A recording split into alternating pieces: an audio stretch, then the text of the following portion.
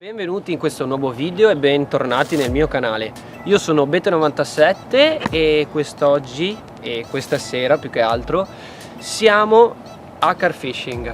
Non è un video di moto, non è un video di palestra, non è un video di cucina, non è un geocaching, però è un video di car fishing perché volevo farne uno e quindi dopo lavoro avevo già la macchina piena e sono venuto direttamente qui in canale perché siamo in Libera nel Bacchiglione, il canale Bacchiglione. Siamo dalle parti di Padova. Cosa vi posso raccontare? Dopo essere arrivato ho messo, intanto sentiamo un beep del sensore, e dopo essere arrivato ho subito messo le canne in acqua, che è la prima roba che di solito fa un carpista dopo aver guardato i vari punti migliori dove lanciare le proprie esche, perché sono andato al lancio non avendo la barca e non avendo altri dispositivi diciamo per portare la mia esca sul punto desiderato. Quindi dopo aver messo le canne in acqua e tutti i rod pod posizionati nel punto giusto, mi sono subito dedicato alla mia nuova tenda cameraman, che è Davide Crivellari. Mi faccia vedere pure la nuova tenda che ho comprato. È un MK3, eccola qui, è un MK3, molti carpisti di sicuro la conosceranno perché è una delle più famose. L'ho comprata usata perché di spendere 400 euro non ne avevo proprio voglia. Ho trovato un amico dalle mie parti che la vendeva a poco, ok, a qualche buchetto e qualche cosina, qualche difettuccio che però ho già riparato, quindi è pronta all'uso adesso. Dopo aver piazzato la tenda mi sono dedicato, venga pure cameraman da questa parte, mi sono dedicato a mettere la mia culla per il pesce. L'ho messa in questa posizione proprio perché qua ho le canne, qua sotto possiamo vedere, qua sotto ho le canne e quindi mi porterò sul pesce con molta tranquillità con il mio guadino che è già lì e lo porterò fino a qua sopra per dedicarmi qualche foto, per lavarlo, per togliere l'esca, togliere l'amo dalla bocca. Nulla, noi ci rivediamo quando ci sarà un momento più importante e a dopo.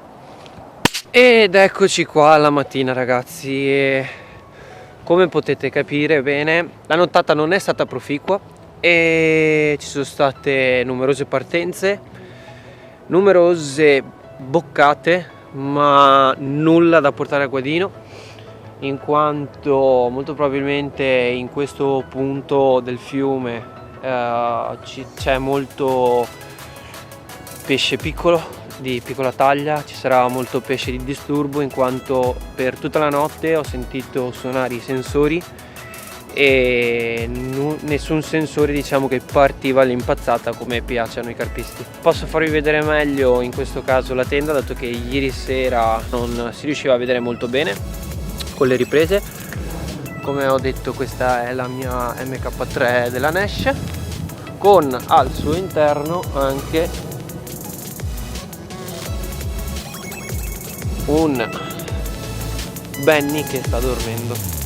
Adesso vi faccio anche vedere la struttura di come ho posizionato le canne in acqua.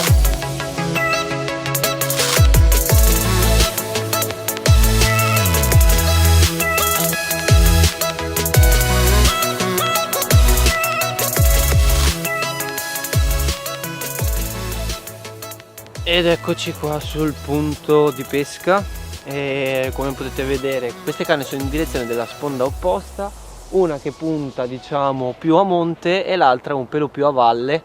Comunque sono circa tutte e due sullo stesso livello diciamo di metratura, di profondità. E invece da questa parte questa canna invece punta al centro del canale sulla sinistra. Come potete vedere dalle riprese ho deciso di non pescare con il rod pod ma solo con i picchetti, perché data la diversità della postazione dell'hotspot non volevo mettere tutte le canne in un'unica direzione e volevo avere più facilità di manovra, facilità di spostamento dato che volevo portarne una sulla sinistra e le altre due sulla destra, e con un pod sarebbe un po' un azzardo spostare la direzione della canna quasi di 90 gradi. Mi sto trovando molto bene, sono dei picchetti qualsiasi, diciamo, non sono di marca, però fanno il loro dovere con i miei sensori che sono veramente buoni anche questi.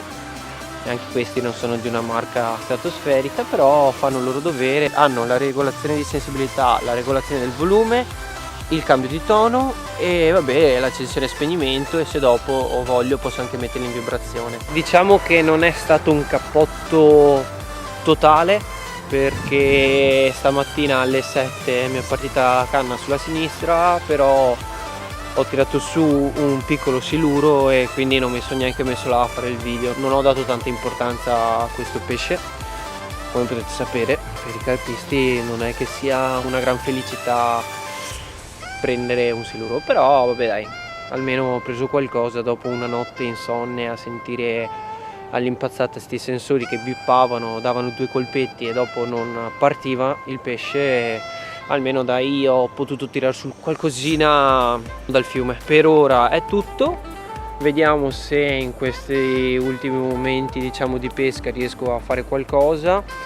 Sinceramente ho paura di no, perché la mattina, soprattutto in questo posto, ho notato che non si muove più di tanto il pesce, non va alla ricerca di mangiare, e quindi io incrocio le dita, ma speriamo, vedremo dai.